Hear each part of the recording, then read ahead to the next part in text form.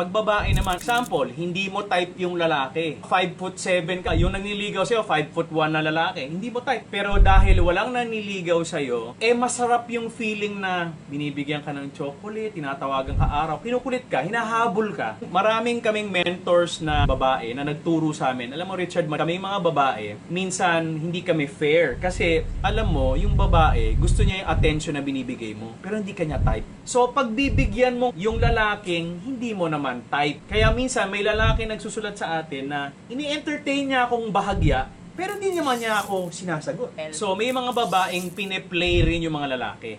You might not like him talaga for who he is, pero dahil siya yung pinakagrabing manligaw sa'yo, parang gusto mo siyang sagutin. Pero kung talagang nag-i-introspect ka, merong kurot sa loob mo na parang hindi ito talaga yung the one for me, pero sobra lang ako nadadala. This is RM, Relationship Matters. Your online ninong and ninang saying, wag Pera-pera lang ang pagkuha ng ninong at nina.